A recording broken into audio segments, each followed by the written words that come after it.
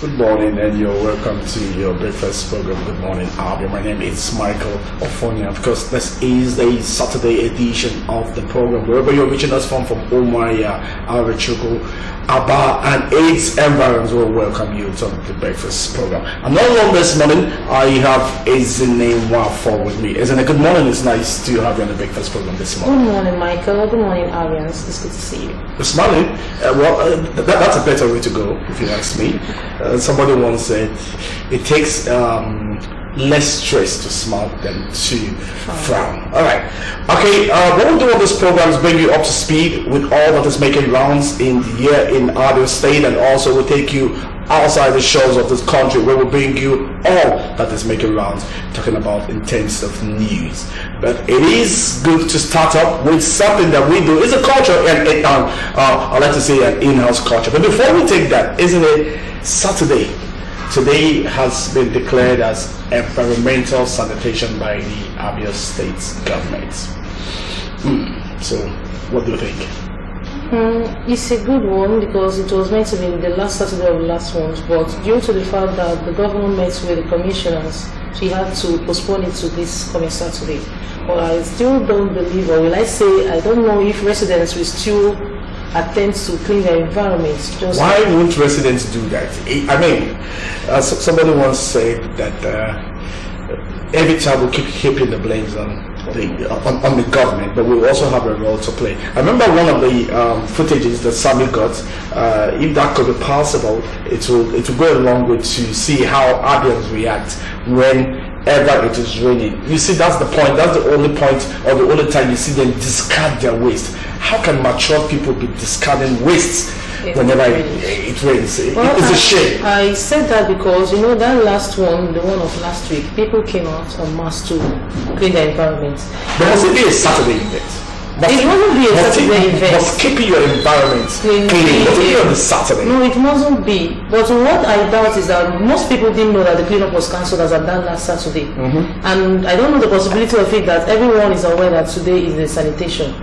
So that they won't start going about their normal duties. So if there will be an awareness, or the message will pass across that today is cleanup, that all man or all hands should be on deck to keep their environment clean, at least it should go a long way. Okay, we'll be discussing more of other states, talking about Abia in specific more, and please we'd like you to call us then and tell us your opinion. And also let us bring up to speed that the governor's directive that all the drainage systems, talking about the gutters and the rest, has to be clean. And of course, if you go to Azikwe, work has commenced, but residents have also begun to react. And of course, one of the first reactions we got on the call from the email that was sent to us was that kudos to the state government, good initiative, get all the drainage system clean as possible. But the truth of the matter is that those of the people that have been given the contract to scoop the ones on the road are still trying to frustrate the governor's directive. They say if you go to Azikiwe is in a mess. Oh yeah, that's true, because coming from Azikiwe by East down to by Judges, before that Apostolic Church they stopped. The rest is still there. I'm moving forward. Are they expecting a Gunja? You know, it's normal with the Nigerian yes, thing. Yes, it's normal. So and another thing is that if there should be a heavy downpour, there's probability to move back to the. So we're appealing to the ASEPA to say you're doing a very good work, but so much is also required of you. Azikiwe, people from Azikiwe have called, texted us, sent us email that we should come with our cameras, and that's the way that the governor could get a first-hand information. But I was just thinking, isn't it? And it's also very good to give people benefit of doubt. Is it not possible that, because I know if you go to where they sell sand in Lagos, of course, the scoop from the river and the rest, and you see that they allow it to dry for a while. And so don't you think that the reason why, I'm just not saying this. To an extent, I thought as well. Don't you think that they want the water to kind of, the residue, let the water get out of it, then later they could scoop. Don't you think that's also one of the reasons? Because even in a public transport, people be like, these things that are done, is it not better they just play it? And I was like, maybe they want it to dry so that it should be exactly. And another bad thing about that is that it causes traffic jam. Because one lane is now used for so it causes traffic jam, and in fact I don't know. Well, we'll definitely visit there, but believe me, I'm sure Kingsley is already working on getting the money to get that. But I want to say kudos to the state government. I want to say kudos to ASEPA. Please, we ask for perseverance, we ask for patience from the residents in Azikiwe, and please, the most painful part of it is that it has two ways: the people and the government. You also discover that the next week, if you go back there, you'll be so surprised what the people have done already. You find out another ways how other even some people will still use that place as a refuse dump. But why? Why is this so common with Abba? Well, this and many more we'll be discussing, and please we'll ask you to call us, tell us what you think and your opinion on the way forward with that. But quickly, let's go to the What's a Marble this month. And the What's a Marble this month is the words that spells you and I to be a better person. And What's a Marble this month, it comes up with these. Instruction does much, but encouragement is everything. I agree completely. This is a good one. And it says, instruction does much more, but encouragement is everything. Once you say, oh, Sammy, I need you to do this. Temple, I need you to do this. Michael, I need you to do this. I need you to do this. It's also very important to say, well done. Kudos, I'm proud of you. A pat on the back gives the next person more courage to do more. Believe me, instruction does so much. But encouragement, it's everything that the other party needs. And of course, it's coming from Jonah Wolfgang. Believe me, I can tell you directly that he's a German with the word Wolfgang. Alright, that's the What's a Marble this morning to say, as you dish out instruction to people, a pat on the back to say, well done, would also means so much to them. Alright, for us, news comes first, and of course, isn't it well we'll be telling us all that is making world in the round of news, isn't it? It is back to you. On the news segment of Good Morning Abia, Vice President Yemi Osibajo has called on the National Council of Registered Insurance Brokers to partner the federal government to mitigate the risks associated with investments in the insurance industry. Osibajo said this in Abuja during the investiture of Bola Onibogi as the 20th President of the National Council of Registered Insurance Brokers, NCRIB. The VP described the insurance industry as vital for the development of the economy. He added while the sector was faced with challenges, the lack of adherence to insurance practice was making it difficult for government to achieve its objectives for the sector. Osibajo, however, added that the government will do all it could, including working with the new leadership of the NCRIB to address the challenges facing the sector. He described Onibogi as a woman with policies to take the NCRIB to enviable heights, noting that the council could not have made a better choice than electing her as its president. He said professional bodies are essential to development and progress of anybody as they maintain standards and ethical value. The outgoing president, NCRIV, Samuel Tinubu, said that the emergence of Onigbogi was based on the successor plan that the council had put in place. The Appeal Court Enugu Division on Friday upheld the election of Senator Uche Ekunife of the People's Democratic Party (PDP) for Anambra Central Senatorial District. The court dismissed the petition filed by the candidates of the All Progressives Grand Alliance (ABGA), Senator Victor Ume, against the election of Ekunife. In a judgment delivered by Justice Ignatius Agube, the court held that it is not the business of the ABGA candidates to challenge the nomination of the PDP candidates. Agube also held that the appellant could not prove his case of non-compliance to electoral rules by the respondent, adding that the appellant failed to provide convincing witnesses to prove his claim. The court holds that the appeal lacks merit and uphold the earlier tribunal's judgment.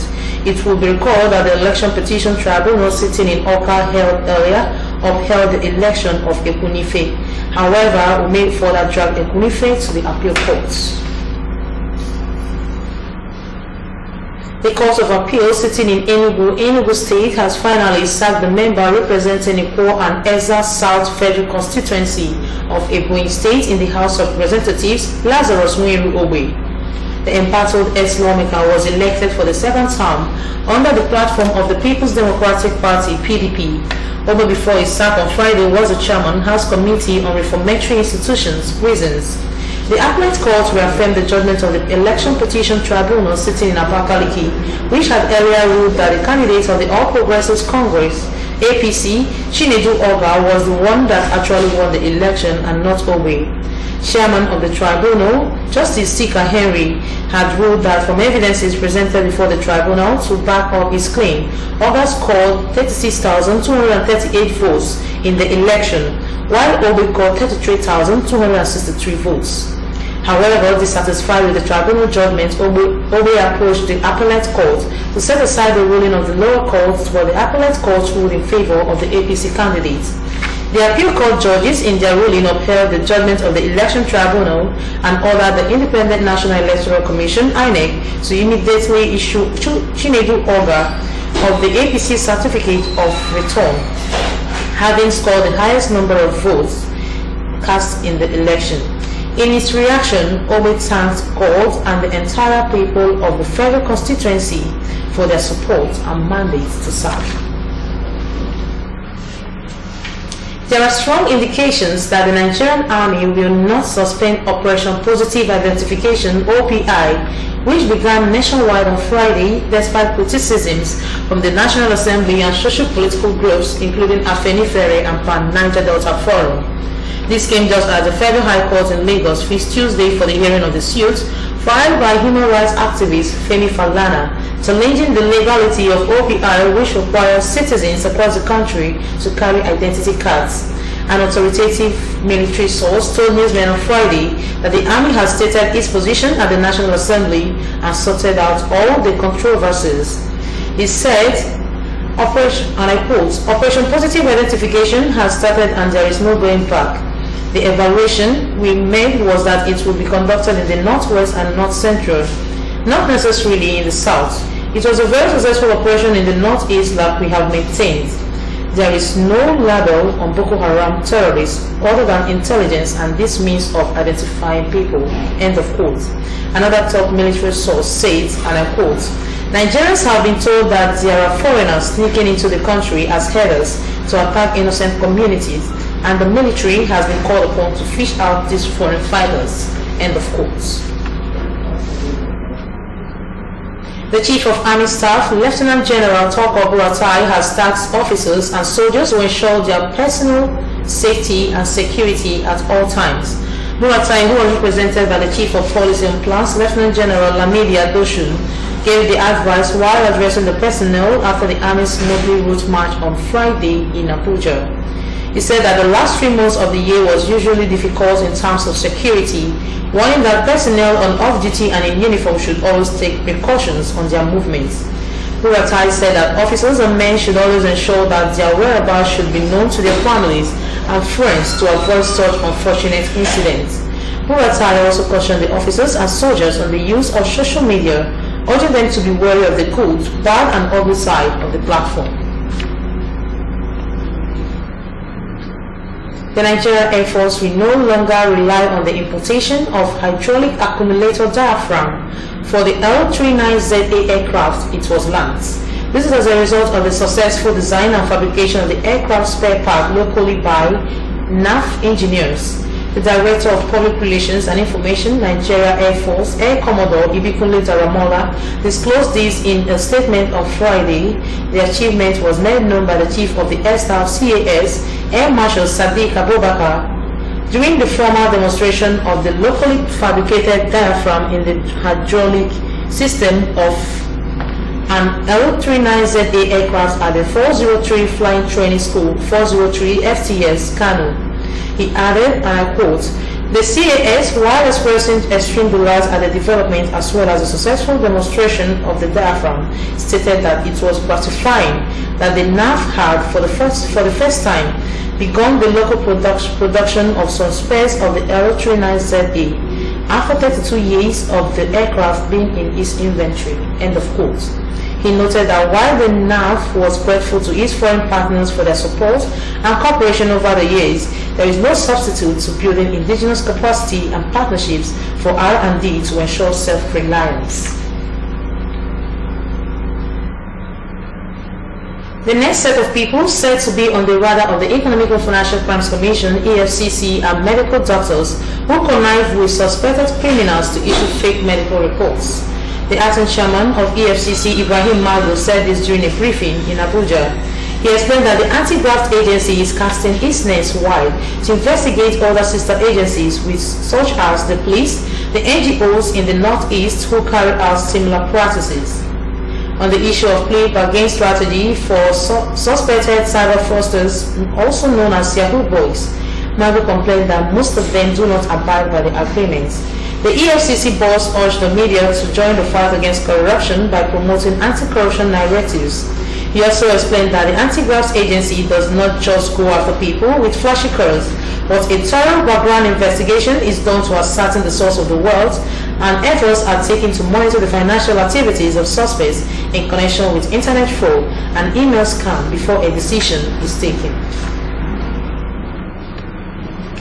A non-governmental organization, NGO, Alex Ikweche Foundation, has donated relief materials to some residents of Okojumbo and Utweke, zone of Abia. Mmesoma Namocha completes the story. The affected residents of the area were rendered homeless when policemen allegedly went on rampage, burning down 8 buildings in the area. The policemen were said to be avenging the death of one of their own that was shot and killed in the area by unidentified bandits. Touched by the plight of the victims, the Alex Ikweche Foundation donated items to the affected residents. The items donated include mattresses, kerosene stoves, fan and cooking pots. The victims were also given cash. The founder of the organization, Alex Ikweche, expressed sympathy with the affected residents of the area. Ikweche promised to assist the victims further by renovating their damaged houses. These people are really suffering. In the middle of the night, lay in open and burn down houses.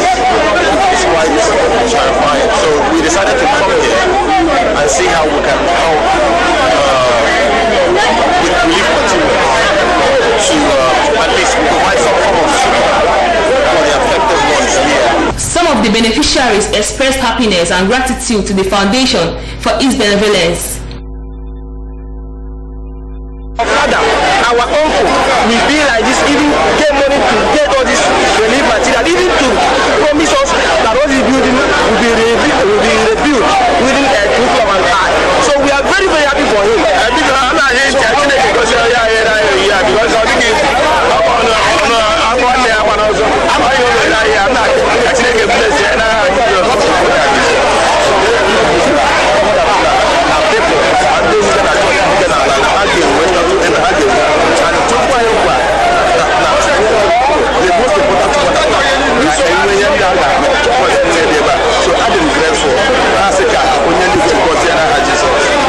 The Alex Education Foundation engages in charity work in the area of education and health.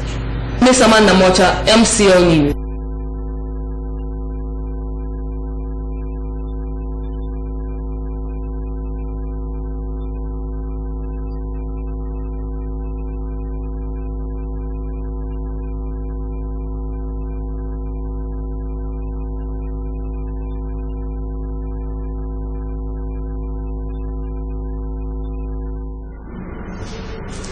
The National Cotton Association of Nigeria, NACOTAN, says the closure of borders by the federal government has not only curtailed importation of smuggled textile materials into Nigeria, but is reviving the cotton, textile and garment CTG subsectors.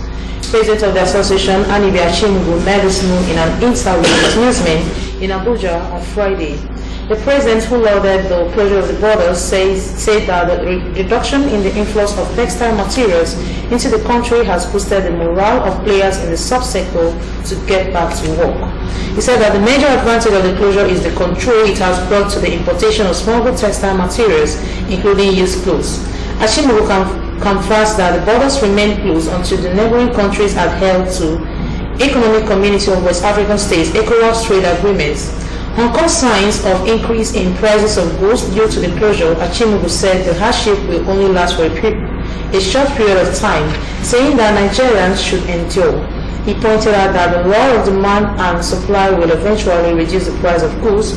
He commended the federal government for its intervention in reviving the CTG subsectors.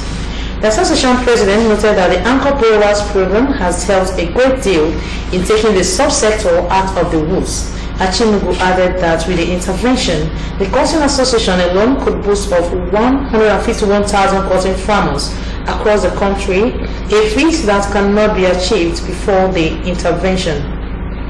The federal government had on August 21st ordered the partial closure of the borders to check smuggling activities around Benin, Niger and Chad republics. And on the foreign scene, Joe Biden's standing in the Democratic presidential nomination battle has slipped in Iowa against top rivals including Elizabeth Warren, the frontrunner in the early voting states, who on Friday answered critics over how she will pay for her progressive policies. As candidates battle for supremacy in the crowded race to see who will challenge U.S. President Donald Trump in November 2020. Warren took the risky political gamble of unveiling a $20.5 trillion Medicare for all plan. How to pay for expanding and improving healthcare has become a flashpoint of the Democratic race, with Warren and her fellow progressive Senator Bernie Sanders pushing a sweeping transition to universal healthcare, and the centrist Biden seeking to build on the existing Obamacare system. Biden, the former vice president and a longtime frontrunner in the national race, led for months in Iowa, but that commanding lead has eroded since September. He suddenly finds himself in the fourth position in the heartland state that votes first in the Democratic nomination, according to the New York Times and Siena College poll out Friday. With the rise of Warren, a continued solid showing by Sanders, and a significant upswing by small-town mayor Pete Buttigieg. The poll shows a tight top-tier race 3 months before February's Iowa caucuses, with Warren leading with 22% support, followed by Sanders at 19%, Buttigieg at 18% and Biden at 17%. The figures are good news for Buttigieg, who has enjoyed a 7-point bump in Iowa since August polling shows. No other candidates in the crowded field come close in the Siena survey of 439 Iowa Democratic caucus goers. And with that news, we're going for a break. More news will come your way from the newspaper review. Do stay with us.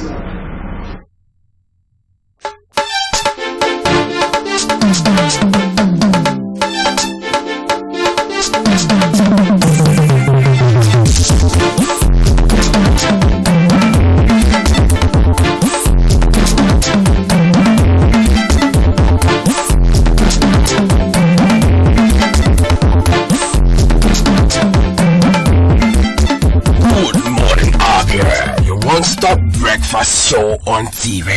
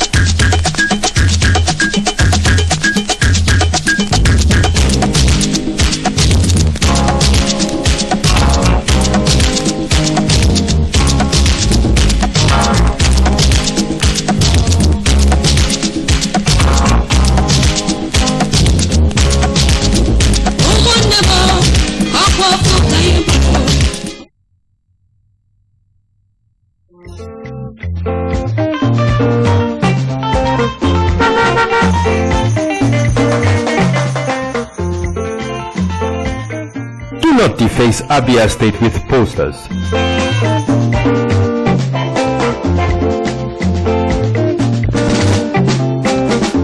Do not defecate on our streets. Do not litter Abia State.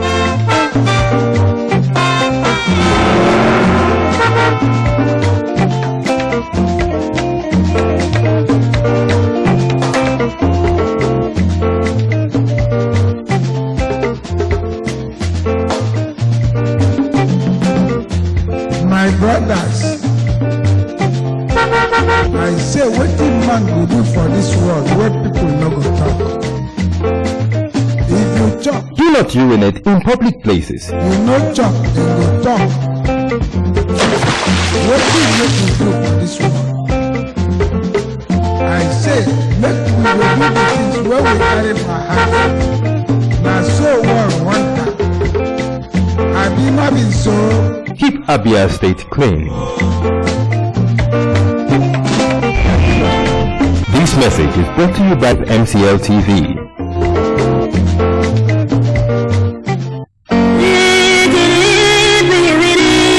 Welcome to MCL Customer Care Service Information. Please listen to the following instruction upon observation of any of the following on your television screen. Bad signal. Kindly check the positioning of your antenna or system wire connection. Initial card failure or card error. Please remove and bring your smart card to the office. One is your subscription or time expired. Program no light or time expired will appear on the screen of the TV set. If you pay for the renewal of the subscription, please leave it on channel 7 for a couple of minutes. When there is a heavy thunderstorm, unplug power cord from the socket. For more inquiry, call Ozumi on 080-3737-3985 or Ihoma on 080-6382-0685. Or you can call the technical department 081-4018-1602 or visit our accredited agents around the state. My people, for Obodo, Nigeria, one infection don surface in some part of this country wey dem dey call monkey pox. This infection na from bushmeat, especially monkey, rat and squirrel. Na the fluid from this animal dey cause am o. Person wey get this infection go dey get fever, headache, back pain, rashes for all im body like chicken pox, but no be chicken pox, na monkey pox. The only way to stop this ogbonge yamayama infection na to dey stop eating bushmeat abi any bushmeat wey don die, especially monkey, rat and squirrel. Make we try to dey wash our hand with soap and water before eating any food. Sanitize are good if you get time to dey wash hand regularly. Make all of our health workers dey use protective instrument, medicine wey fit cure this ogbonge infection. Never dey, but we fit avoid am. The Federal Ministry of Health and the National Center for Disease Control don put head together to fight this monkey pox all over states. Make una open eye so that monkey pox no go spread. If you suspect any symptoms of monkey pox, make you quickly rush go any health facility wey near you. Our Oga Presido Mohammed Buhari want everybody make we dey kampe so that we go jolly in good government. Health na where to monkey pox na we fit chase am comot. Na Federal Ministry of Health bring una this message.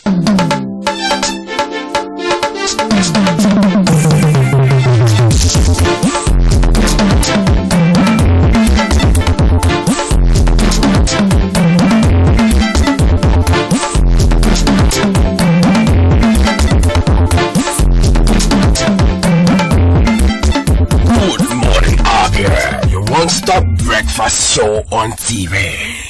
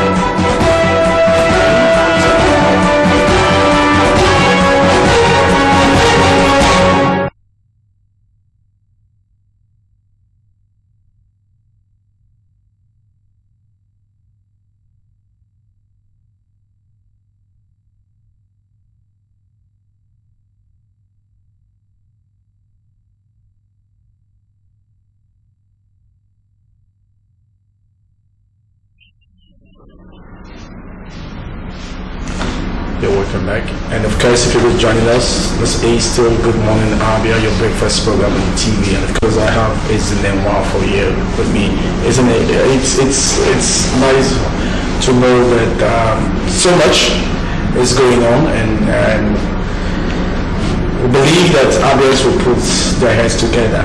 We have no other states to call us except Abia states. Let's work and put our hands together. With that, believe me, there is nothing we can achieve if we unite as one.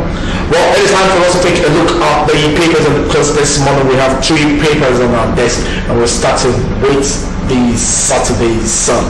The Saturday Sun at the top right corner of the paper comes up with INEC raises alarm over threat of violence. And of course, you and I know that this month the Bayelsa and Kogi Global will be coming on, and says INEC raises alarm over threat of violence. And of course, accuses parties of mobilizing trucks from neighboring states, and that could be found on page 10 of the paper. Quickly, underneath that, it is no Ruga, no peace. Mighty Allah wants governors, no apologies for Benue killing, and that could be found on page 37 and page 38. And of course, close to that is EFCC detains 16 Kuala local government chairmen over 4 billion naira fraud, declares war on doctors issuing fake medical reports. And that can be found on page 45 and page 11 of the paper. And of course, the big bold headlines on papers this morning is Boko Haram may take root in southeast and south-south. And of course, we know all the person that in Wayamu alerts the federal government, and that could be found on page 46 of the paper. No zone should contest 2023 presidency with Igbo. That is coming from Professor Okoko, and that could be found on page 40 of the paper. Quickly, let's take you to the back page of the paper. And of course, it is Mike Awin, and it says, there's a press clip. Who is an entrepreneur? Who is an entrepreneur? Okay, if you need to find more about this, quickly get the Saturday Sun, isn't it? On the Saturday Nation this morning, on the top left corner of the paper, we have Bayelsa Pro, PDP cloning PVCs, APC alleges. PDP, allegation preposterous, talks are being mobilized for November 11th election, says INEC. That story will be found on page 7 of the Nation's Saturday paper. Anti-graft agency detains 16 council chairs over alleged misappropriation of 4 billion naira. That story could be read on page 4 of the Nation newspaper. At the top right corner of the same paper, we have abandoned babies case lands director in trouble. Police arrest him for attempted rape of errant mother's daughter. Suspects blames the devil. That story could be found on page 3 of the Saturday Nation. The big bold headline of the paper says Emefiele as a day lecture, border closure will stop banditry, kidnapping, if sustained for 2 years. Says CBN monetary policies yielding good results. Apex Bank's policies for $200 million investment in Obasiki's Benin Enterprise Park. Good oil price can never rise above $100 PB. That story could be read on page 5 of the Saturday Nation. Beneath that, we have incessant accidents. Anambra moves against tanker drivers, bars them from daylight movement, takes speed limits, government's decision suicidal, says NUPENG.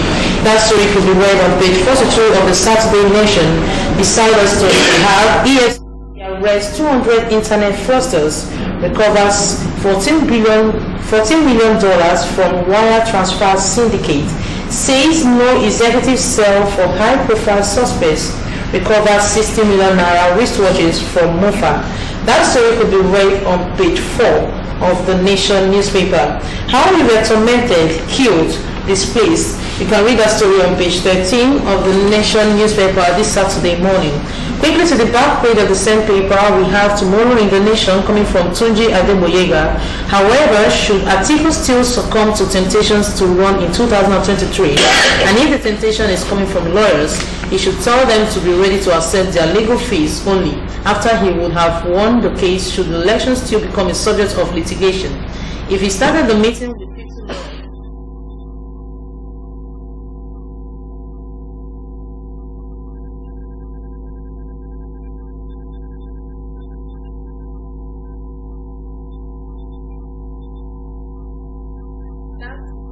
Tunji Adeboyega, and from Illuminations we have an article coming from Shegun Ayobolu where he wrote about priests and politicians. If you want to read that, you can move to the back page of the Nation newspaper this Saturday morning. We have Ade Ojekire on Saturday where he wrote about nurseries for Nigerian soccer. Back to you, Marco. And of course, the last paper on our decks this morning is coming from Saturday Telegraph. At the top left corner of the paper comes up with Bayelsa Global, PDP printing fake PVCs, APC alleges. And of course, Chukwueze, I can win African Player of the Year award from Nigeria. That could be found on page 17 and page 19 of the paper. And of course, the big bold headline from the papers is Mbazulike Amechi cries out, Nigeria in danger. Others seek true federalism as Igbo youths mark 20th anniversary. And of course, the leaders of Nigeria, not just politicians alone, must meet in a friendly brotherly atmosphere, objectively look at our past and in a spirit to give and take, see where we have made mistakes in the past and pronounce forgiveness when necessary. And that could be found on page 5 of the papers. And of course, underneath that it is Equinife defeats Ume at appeal court. That can be found on page 10. If you're wondering why you must show your ID card this morning, because the Nigerian army has been given a go-ahead to stop and ask for your ID card. And of course, this morning the New Saturday Telegraph has its operation as army begins operation show your ID card. And that can be found on page 9 of the paper. And of course, if you're wondering who that is, take no further. It is the chief of army staff talking about Botai himself. Okay, underneath that is border closure, thieves ransack loaded lorries, and that can be found on page 5 of the paper. It says closure cops crime. Emefiele, of course, that is the CBN governor saying it is a way to go.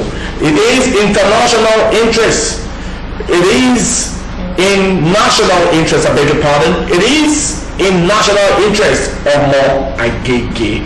And of course, that can be found on page 4 and 5. Insecurity, one fear dead as irritated youths attack police checkpoint, snatches gun in Asaba. And that can be found in page 7 of the paper. And of course, on the back page, take no further. It is the man in front talking about Rashford set to slay Bournemouth today. Alright, these and many more, but it is time for us to talk. Tick tick.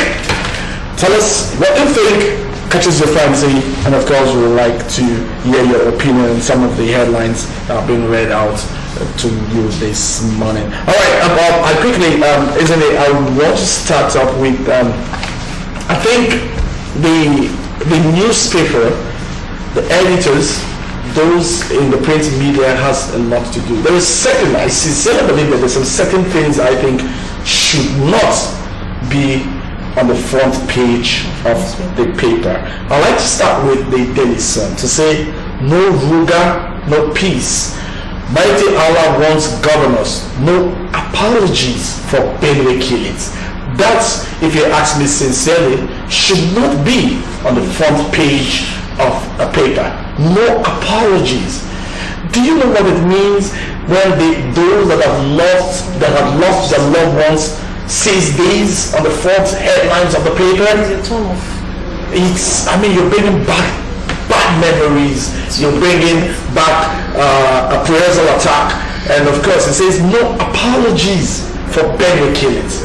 This should not be Believe me, this should not be. Just as the Minister of Information talking about Lai Mohammed, talking about hate speech, and of course trying to curtail the social media. I think one point of call also is to take a look at those that in charge try to tell Nigerians what should be on the front page of the papers. Believe me, I think this is not a good one. No apologies for Benue killings.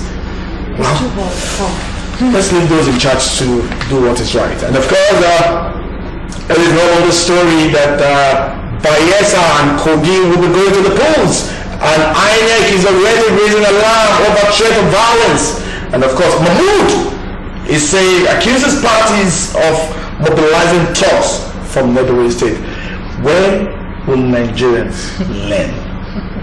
When will Nigerians learn? Isn't it? Why should I fight for a politician? Even if I believe in the politician, why should I fight for him? Will I say it's ignorance or what? I don't know. But I think they are just being used. Maybe they're after the money. Do you think the National Orientation Agency is not doing so much in trying to tell Nigerians that, look, there's no need to fight? The only way you can fight is going to vote. But vote for the man that you think is credible. That's not how it is seen. Alright, you can call us on the numbers on your TV screen. As soon as the number comes in, tell us what's your opinion, and both based on the headlines being read out to you, tell us if there's any one that catches your fancy or one that you want to actually lay your voice on.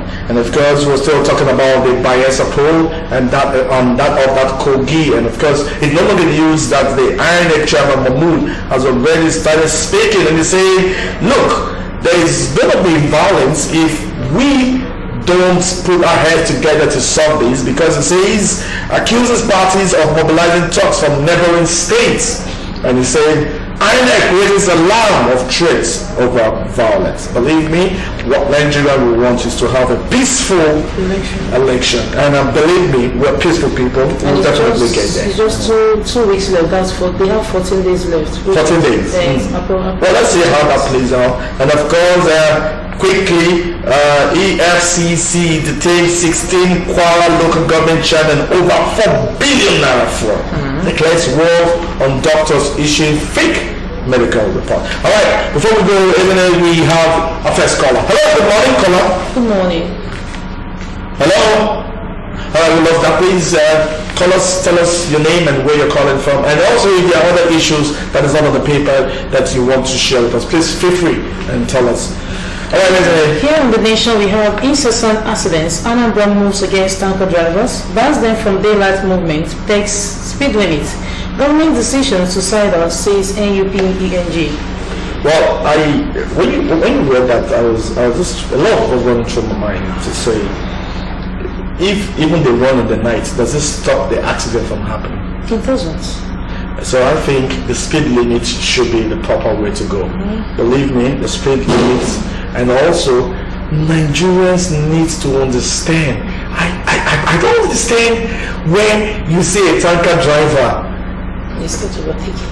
No. A tanker driver had an issue and the fuel is gushing out of the... You start scooping. And you start scooping. When do we learn? From the Igbo fire disaster, we saw what happened at the end of the day. Abia had a fair share, not up to a few months ago. And why can't we? Must we learn the hard way? No. And so I think the first thing is orientation. But sincerely, I agree that the state government should, or other state governments should have a peg on the limits of tanker drivers. It is very important. It is very important. And also, one of the things also to prevent this is having good roads. Yeah. Because sometimes when these people try to maneuver potholes, this is one part of the result. And also, other motorists should also give them a distance. Like they shouldn't just get too close to them. No, but it's normal. It's there in the driving rules that if you're driving, there should be some few meters away from the next car. But sometimes they jump up each other, which is not good. I think the road safety and the state government needs to find a lasting solution to this. Then there's something also we're having with you that caught my attention. Talking about EFCC and MOFA. Well, MOFA has been one that I've asked several questions, and if you go to his Instagram page, well, it's not like that. The page has been pulled down.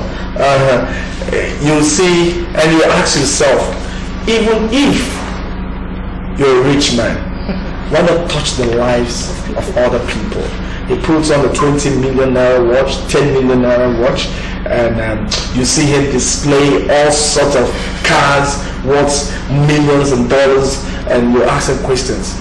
Now the EFCC, of course, is another story that immediately Mofa left his base in Dubai and got to Nigeria. He was whisked by the EFCC, and of course now it has been traced to one Lebanese also, who was also caught, and that is Mofa's partner with internet fraud. I was saying, well, if this is what EFCC is meant for, believe me, I'm sure Nigerians are pleased to know that, so we can put our green passports and feel very comfortable that our country is free from internet fraud. Aside that, they said they will also investigate medical doctors who also sign, let's say, health reports for all these Yahoo boys.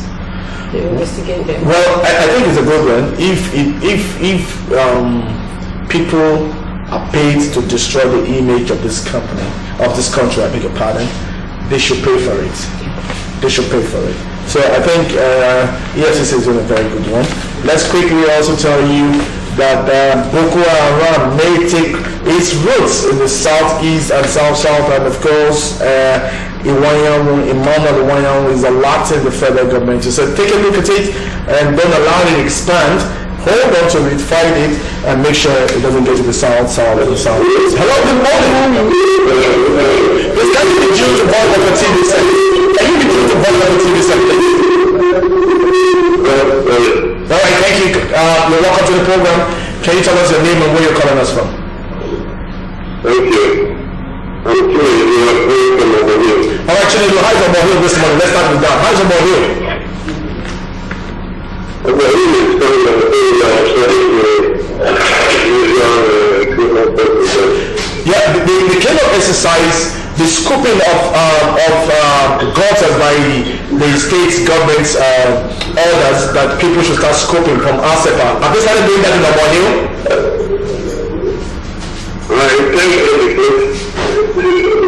Hello? Can you hear me? Yes, I can hear you. I said the scooping of gutters, have they started in Obohio? Okay. I can't say that now, but I know what the owner has Okay, alright. Alright, so I will suggest that ASEPA should create a kind of project. So let them have a way to instead of doing we have better workers who can do such. But the scope with the appointment is kind of Alright. So tell us, any other reasons why you called? I have other issues to talk about. Concerning what you said, Go ahead. I think and the mind life what we should look at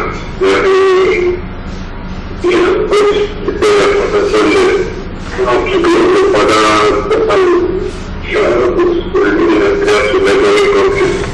now we have SM and other small scale business in the country I don't really think it's the effort. There's another thing is the legal issue. Government should have put the country further as well. They should not be allowed to brag about the harm they cause the country. Somebody should not come out and say, no, you can do this. That idea is too bad. It will not If you don't look good and if you don't say anything good about our government, it's as if they don't care about the society. They're supposed to take action. I mean, the government. Yeah, I agree. Another thing is the speed limit that were given to biker drivers by Anambra State government. That 90 kilometers per hour is high. I don't know if you make it maybe 60 so that they can the driver can be able to control it. It's not even the main Anambra issue alone. Yeah. They can make it a nationwide, especially within the city.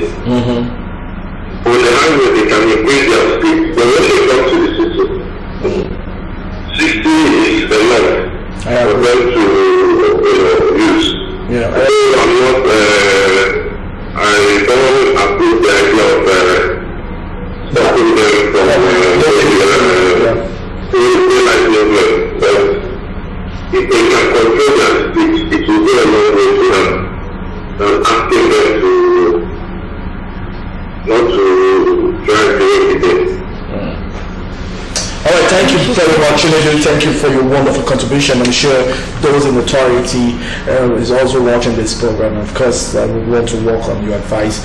He talked so much about. He talked about the. Let's start from the last advice that he gave, that not just Anambra, but the federal government should take a look at it. The road safety officials should take a look at it. Yes, and should go to the nation. That the speed limit should be 60. I agree completely that if they reduce that, that would help a lot. But I also want to tell you that even in Lagos, there was a time Lagos was having serious issues with what's it called? Not BRT. Okay, let's take this call and I'll give you the gist. Hello. Hello, good morning. Hello, good morning. Good morning, sir. I like your voice. Tell us your name and where you're calling us from. Okay, this is Emmanuel Carlo. All right, Mr. Emmanuel Carlo. Obohill. Okay, everybody is just calling us. The first call came from Obohill. What's happening in Obohill? Nothing much. I think it's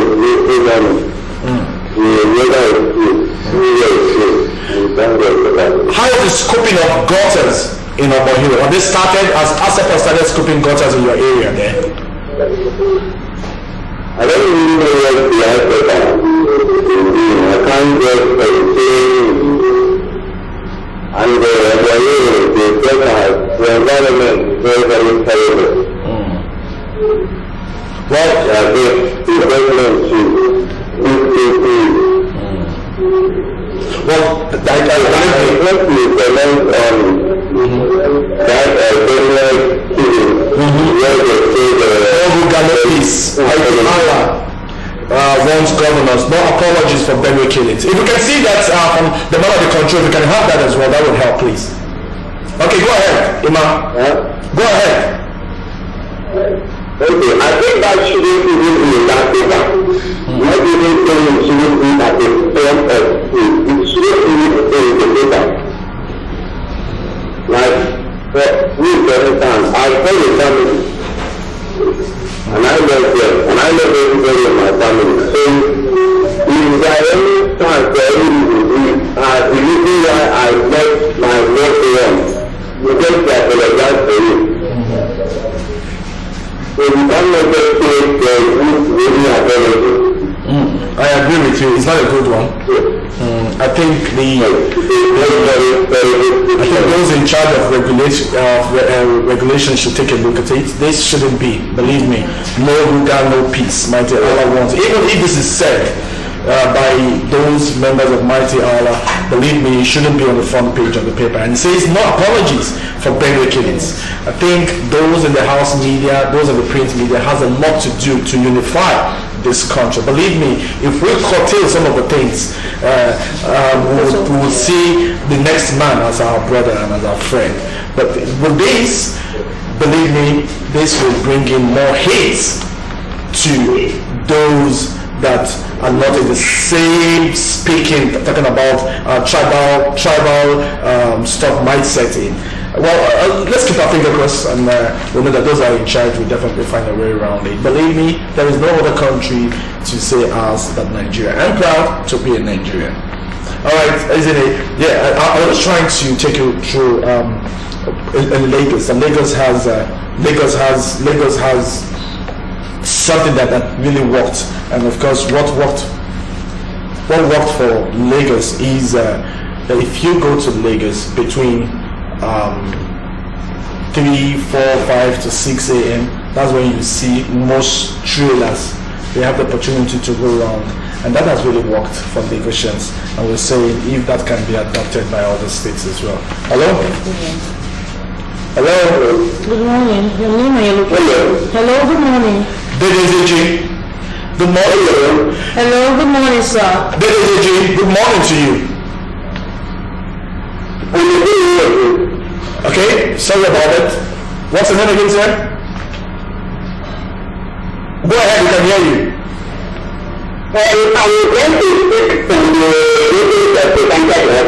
Okay, go ahead, sir.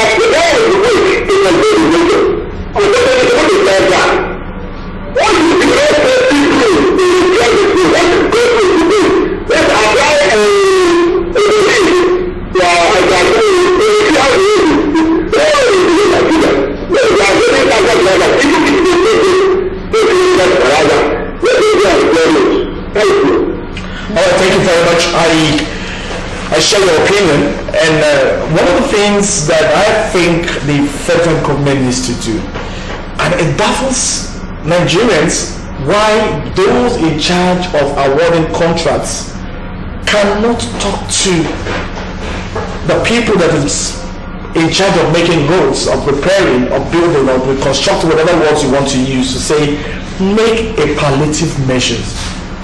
I said, it baffles my mind. You're given a contract to repair a road, isn't it? It is your duty to create something that will keep traffic moving while you're doing the major work. But it baffles my heart. For the very first time, I was pleased with whosoever brought the idea between what was that road that takes you to Osisoma? Something Mimo. What's that road? Omni Drive. Whosoever brought the idea of making sure there's a palliative measure from the filling station down to almost Osisioma, if you go there, you see the smooth flow. Why can't such palliative measures be carried out in almost all parts of the country? Go to Lagos. There's a construction going on from all the way from Orile down to Badagry. Right now, we're in between the trade fair complex. You will weep. You see lives of people, and we're shouting here in Abia. You go to Lagos and see what is happening. You will see lives. People lose their lives every blessed day because the government is building road. And we're saying, why can't the construction company make a palliative measures? In most times, these contracts are not supervised, and one begins to wonder. It's not about supervision, it's about doing what is right. It's not saying, look, why are you trying to build this? Make a palliative measures. It takes nothing. Go to right now between what's it called? If you're coming to from Omoy, where you have the military checkpoint and the rest, and this side of the road, why not make palliative measures? It doesn't take anything to do palliative measures. And so it's a problem. I think those in charge of contracts should take a look at it and say, look, why are you building the main road? Try and make palliative measures. It is very, very important. You see, the Americans value life. The life of one American is worth billions. It's worth the lives of millions of Americans. And of course, here we don't care. Tanker driver loses his school, and the next thing he runs into a house, and nothing happens. For us, it's accident, and so it's inevitable, and so nothing comes out of it. But we're saying we can do so much. I tell you, whosoever talk of that idea of making a palliative measure, knowing fully that there's a construction going on at Ogwa High School down the road there, and decided to do a palliative measure down to Omoyimo Drive, where you have the filling station, down to almost where you have the ongoing construction flyover. Believe me, whosoever thought that, for me, is the man of the year. All right, let's talk about the. Okay, let's talk about the Army begins Operation Show Your ID Card. Your ID card. If you're stopped by the Army, the next thing you will hear is, let's see your ID card. You know, there are lots of controversies about this operation, positive identification. But the good thing about that is that Southeast is excluded. They measure basically in the North region. So because it's not precise to. Well, I've gotten a directive from the director of the program that this is how far we can go on the breakfast program this morning, because our guest is already in their house. We go for a break, and when we come back, it's time for us to talk. And this morning we're taking a look at state of the nation, all that has transpired so far. We have Barrister Emperor, the fearless one they call him, will be our guest this morning. So we'll go for a break. When we come back, the program Good Morning Abia continues. Please to stay with us.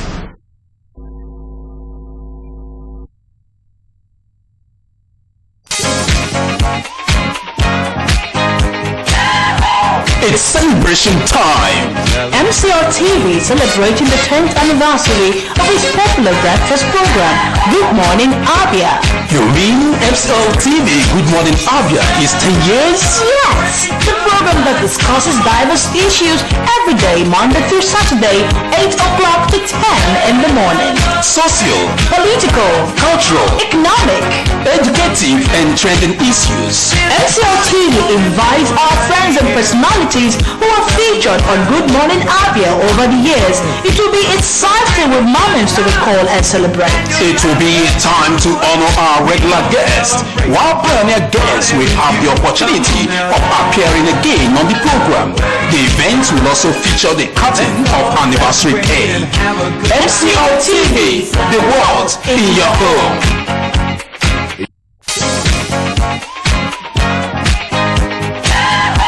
It's celebration time! MCR TV celebrating the 10th anniversary of its popular breakfast program, Good Morning Abia.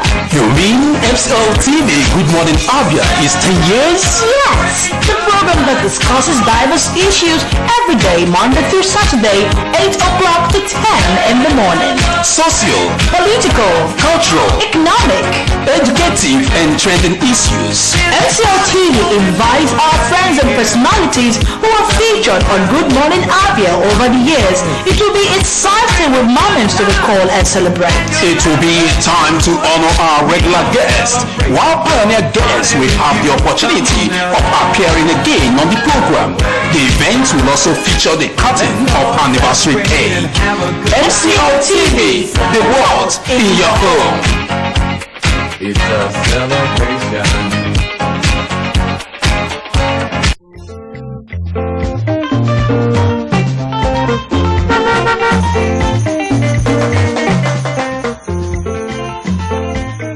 Do not deface Abia State with posters.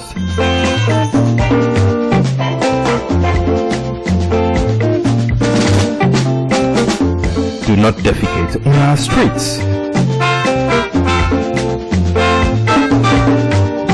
Do not litter Abia State.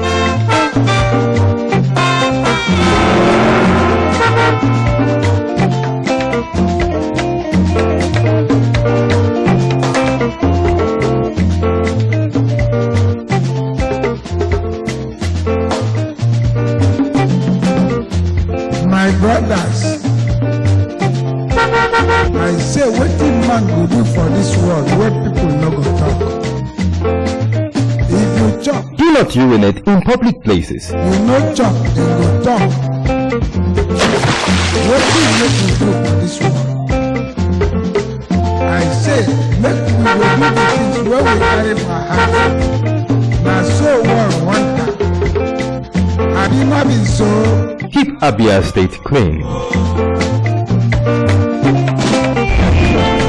This message is brought to you by MCL TV.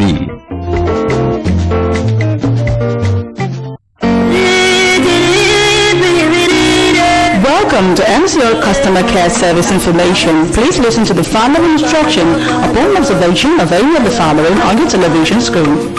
Bad signal. Kindly check the positioning of your antenna or system wire connection. Initial card failure or card error. Please remove and bring your smart card to the office. Once your subscription or time expires, program the right or time expired will appear on the screen of your TV set.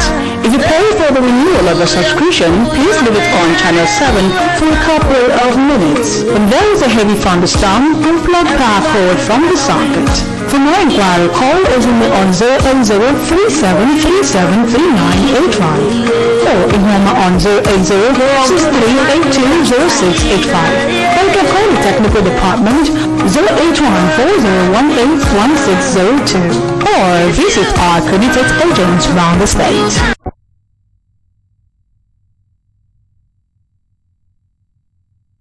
My people for Obodo, Nigeria, one infection don surface in some part of this country wey dem dey call monkey pox. This infection na from bushmeat, especially monkey, rat and squirrel. Na the fluid from this animal dey cause am o. Person wey get this infection go dey get fever, headache, back pain, rashes for all im body like chicken pox, but no be chicken pox, na monkey pox. The only way to stop this ogbonge yamayama infection na to dey stop eating bushmeat abi any bushmeat wey don die, especially monkey, rat and squirrel. Make we try to dey wash our hand with soap and water before eating any food. Sanitizer good if you get am to dey wash hand regularly. Make all of our health workers dey use protective instrument, medicine wey fit cure this ogbonge infection. Never dey, but we fit avoid am. The Federal Ministry of Health and the National Center for Disease Control don put head together to fight this monkey pox all over state. Make una open eye so that monkey pox no go spread. If you suspect any symptoms of monkey pox, make you quickly rush go any health facility wey near you. Our Oga Presido Mohammed Buhari want everybody make we dey kampe so that we go jolly in good government. Health na weto, monkey pox na we fit chase am comot. Na Federal Ministry of Health bring una this message.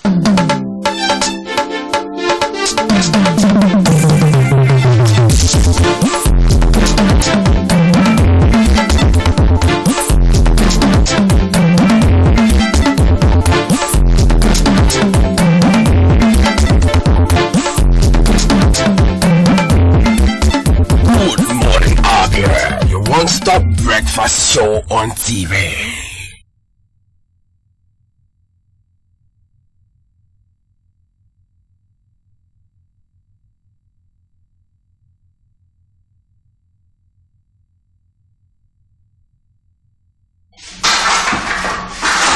You're welcome back, and if you're just joining us, this is still Good Morning Abia, your breakfast program on TV, and of course it's time for us to talk.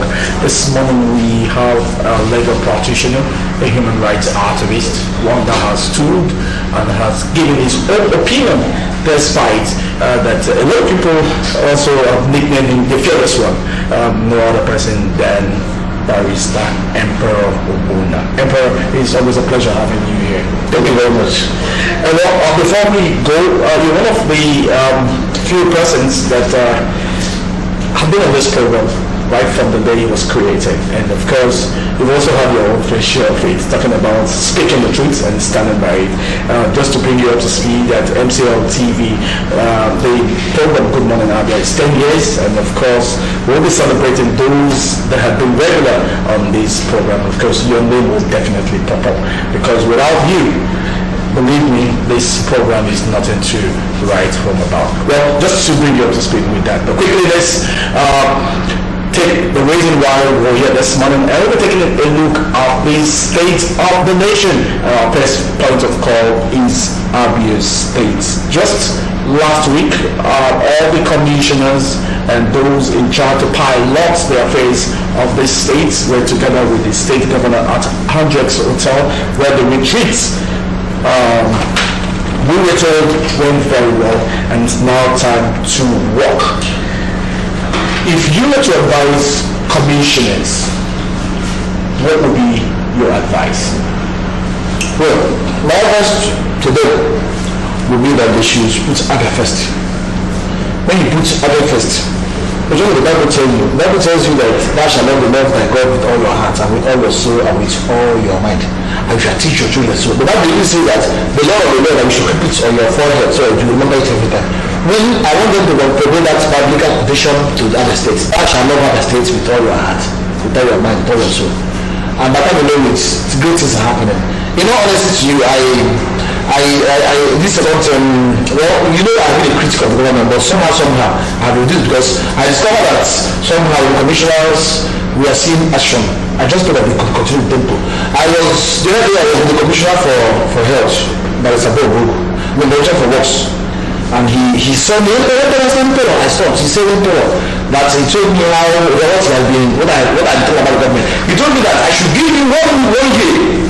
That he was pleading with me not to criticize the government, but rather give us the government 1 year. And since I know that the works now under him, that I should give them 1 year, that 1 year, and if something is done, then I should continue acting. And I told him I won't give you when we are doing 6 months. But in all fairness to him, at least somehow we are seeing something. It's not, and I don't want to celebrate anybody yet, because it's just as if you celebrate people, they go back. But I see I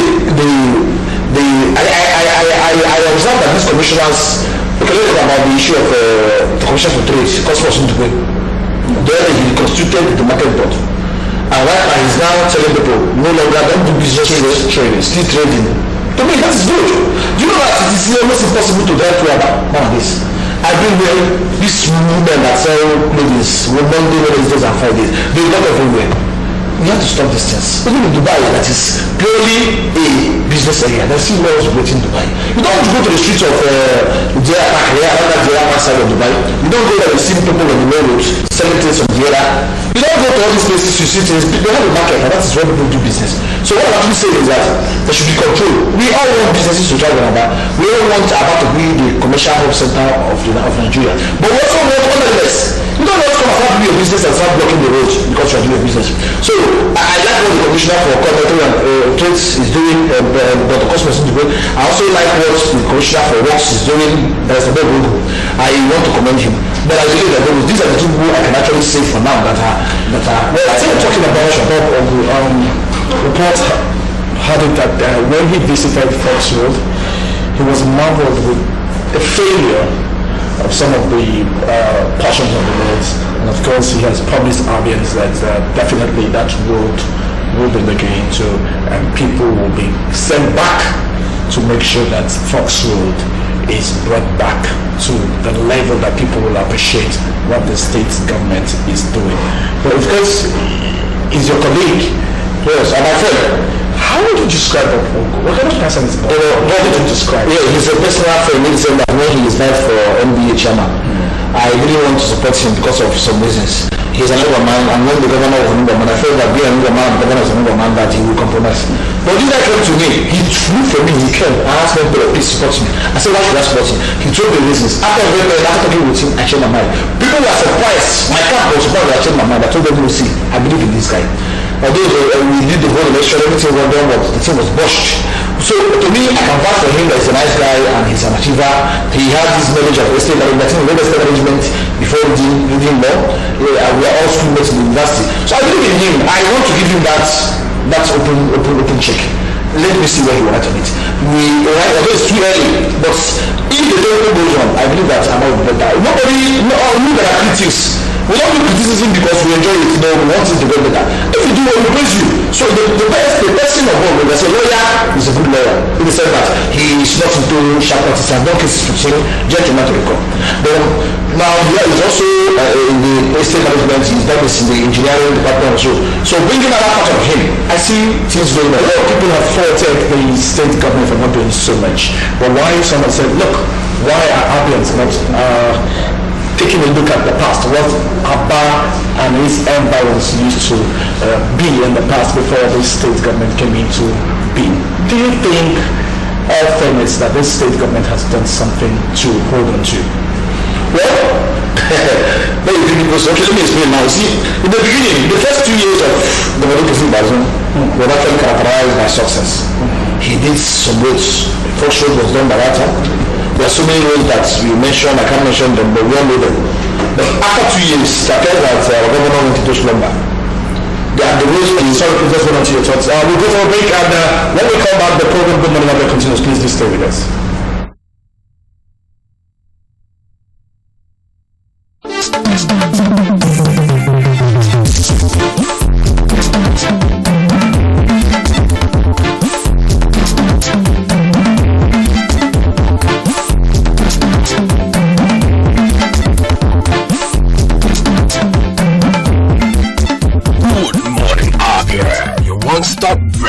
show on TV.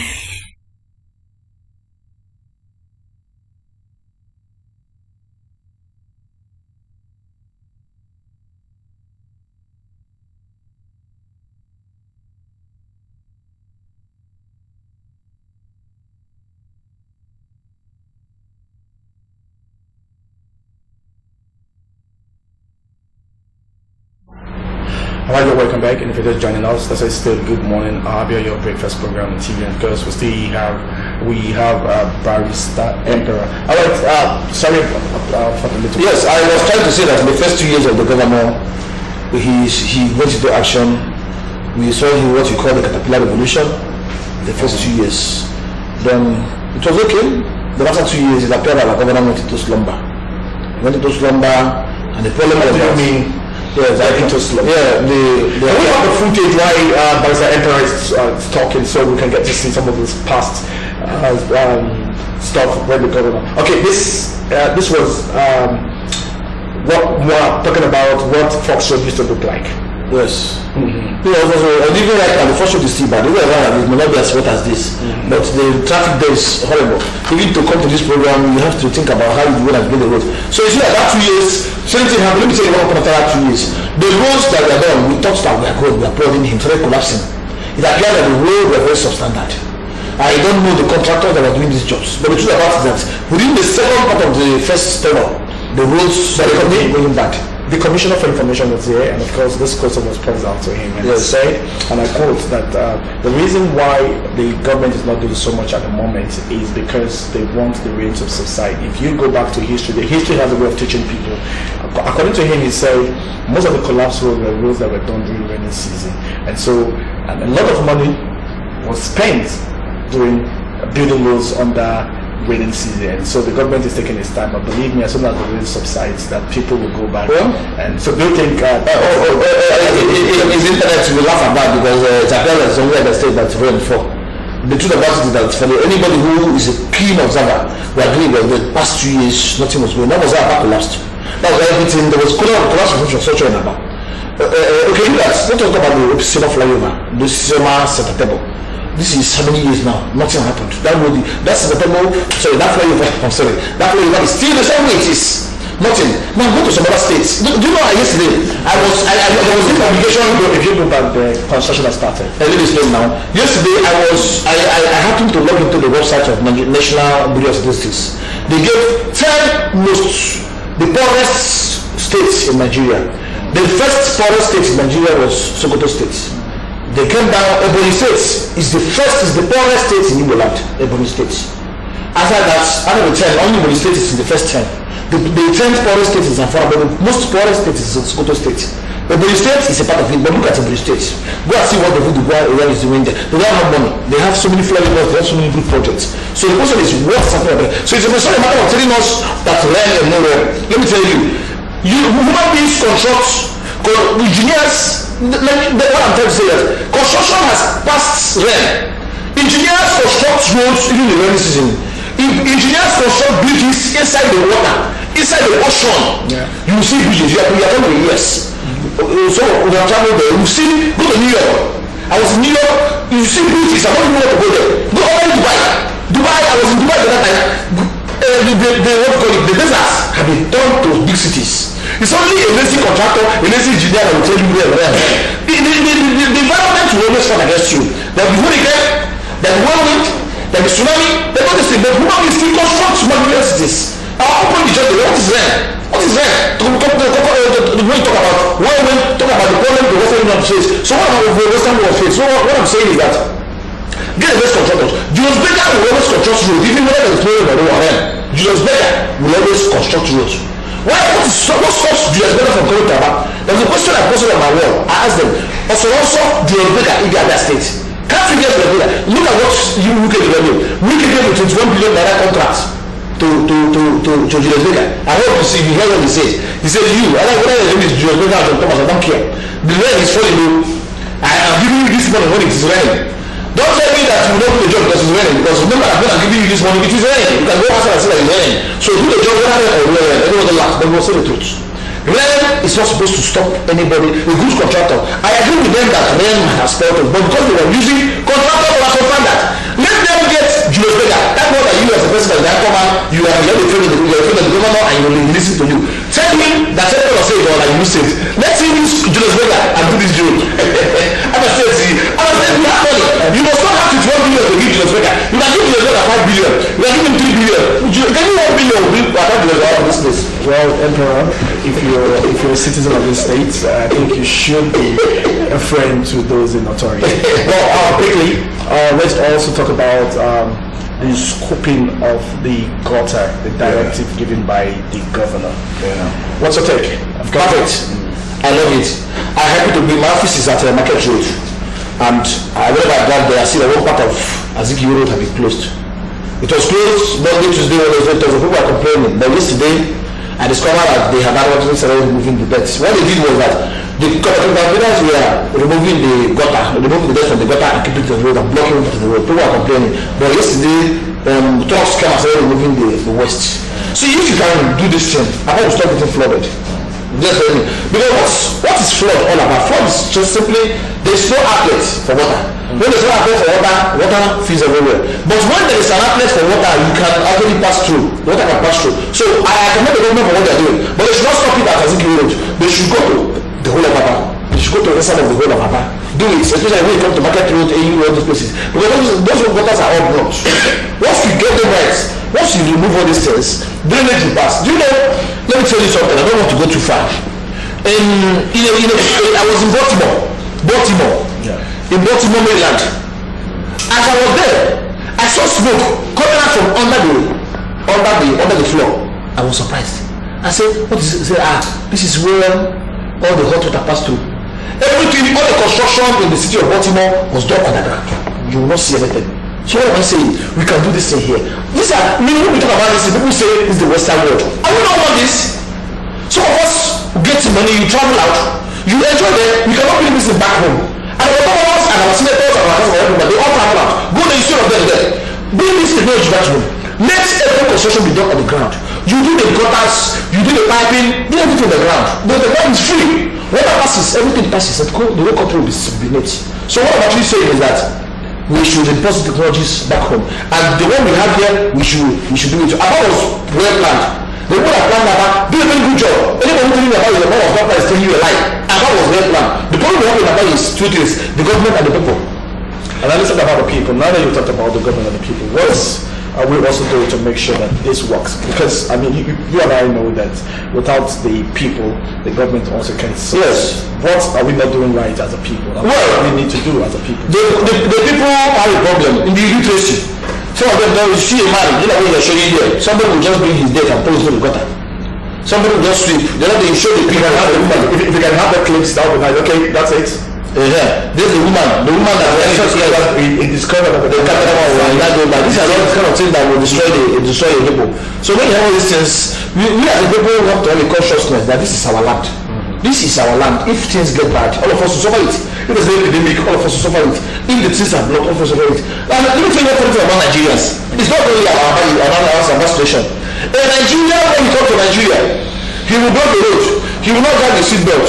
He will curse people. He will put radios very loud. But see him traveling abroad. When he goes to ordinary country like Dubai, when he goes to ordinary country like China, you see him obeying the laws. You see him obeying traffic lights. You see him dressing. You see everything about him will change. But when he goes to Nigeria, he will do all these things. So why can't we have the same orientation? See, with all respect to the government, I still blame the government. The government has a duty to enforce our laws. We have laws for instance. But what we see in Nigeria, corruption. Somebody commits a crime. The person just go to the police and give them some money and that one is forgotten. Or somebody will just compromise and maybe your brother, just like my friend was discussing with me 2 days ago. He told me that he went to see a big man, I want to call his name, a big man in Abuja, a man who controls staff that maybe use that word in Nigeria. He went to him and the man was plugging, was supposed to plug his something on the, what do you call this screen, what do you call it? Extension wire. The man refused to plug the extension wire, he plugged in the wall. He asked him, why did you plug this on the wall? He said the extension wire is fake. But you are the chairman of the revenue board is supposed to regulate importation of substandard in Nigeria. You know what the man said? Yes, I am the chairman. But what happens when you seize property in the wharf? Somebody coming from the presidency, hey, release that thing, that man that is my brother or my friend. What will you do? Do you want to lose your job? You see the problem? I don't know if it's the problem we have in Nigeria. The chairman of some organization in Nigeria is maybe afraid of doing his job because somebody in the presidency is controlling him, a governor is controlling him, a senator will be controlling what's happening. That's the problem we have in Nigeria. We have laws that will regulate all these things in Nigeria. We have laws that will make the country better. But corruption and nepotism is not helping. When somebody is caught, before you know it, somebody will free him. Okay, that's what I will point that in now. You arrest him now, you arrest her, before you know it, his brother who is somebody may call up and follow the case is dead. So the problem we have is the unwillingness of government to enforce our laws. Let these laws be. We are having clean up today. Clean up today, no, you see people in their houses, nobody cares. Go out there, you see nobody is actually on the street. They just leave their house to rest. After they have been 11 o'clock, everybody will come out again. Nobody will. But if environmental health officers will come and arrest people and prosecute them over dirty environment, people will take it serious. So what I'm saying is that it still boils down to the government. The government must have the power, but they don't have the mind to enforce our laws. If the government will enforce the laws, people will obey. If people can obey the laws in America, why can't they obey it in Nigeria? Okay. If people obey the laws outside the shores of this country, why can't they obey the laws here on the country? That is coming in from Barrister Emperor. That's the Emperor, because you and I know that earlier this week, the verdict from the Supreme Court to give him, the president, a full go-ahead over Atiku. And what's your take? Well, the truth about it is that as a lawyer, we always go to the Supreme Court. But this time around, some of us felt bad. First of all, look at the high-level politics that went on. We all know what happened to NJC when somebody becomes a judge. I mean, so a judge does something that is not right. We also happened to the former CJ and Onere, how he was ceremoniously removed. Even the courts have ruled that established order that removed him was illegal. Now, if that is illegal, that means the removal was illegal originally. Now he was removed and also and Taco Mohammed came in and we started crying. And look at what happened. Let me tell you, all these years, see how they do election, presidential panel, election petition is always the first 7 members of the seven most senior members of the judiciary. What I'm saying is, if I'm the chief judge and you are the number 2. And maybe the cameraman and number 3, number 4, number 5. When the law comes, when the constitution comes, the constitution of the panel comes, you must see the first person, second person, third person must go down. That's how it is done. So I can blame partiality. But what did this say that go down? Let me explain. They have 21 Supreme Court justices in Nigeria. Now to have 21, we all know who was appointed the Supreme Court judge before the other. So if you are appointed before me, automatically it means that you will become the chief judge and I will wait. When you finish your tenure, or maybe you get sick or you die or you become retired or you are removed, I will take over. Now, when I'm going old, the second person, or when I'm going out, the second person will take over. That's how it is done. We call it seniority. First in. Now, all these years, how they believe in the Supreme Court is that the first 7 members will always hear the election petition. But what do we see now? A situation whereby it was not the first 7 members, rather they were selected. The selection was different from what? Now the selection was done. After the selection was done, a BDP was complaining that the selection was not favorable to them. Before you know it, it was just done within a little time. Before you know it, that same day that they moved the motion. Mike Ahamba, not Mike Ahamba, the lawyer to what's his name again? The lawyer to Atiku, the Imo State guy. He was doing his own job. They moved the motion. That same day, within few hours, that same day, the members of the panel, after they had heard applications, amendment and application for all the things they had for, they knew that this motion is dismissed. The suit is dismissed. What did they do? They now say that they will give this letter. Up to now, those things have been given. Now, people like us, we didn't find that very, very good. We ask, at what point was the panel constituted? When did they bring here the argument of the parties? When did they deliberate? And when did they form their own opinion? Within few hours. It was, to me, some of us who are lawyers, it was too hasty. And to say a very, very important something like this, that we shall give you easy later. Now let me tell you the danger of what they are doing. As a lawyer, there are times when I will see an argument. I will see this argument. Can you just hold on to your thoughts? Let's see who the caller is. Hello, good morning. Good morning, sir. Please, can you speak up so we can hear you? Can you tell us your name and where you're calling us from, sir? Okay, Valentine, please, can you speak up? Yeah, thank you. Okay, go ahead, sir. I want to speak about the station of Abia. I tell my brother here. The vote is staying for Please come in, please. Okay, go ahead.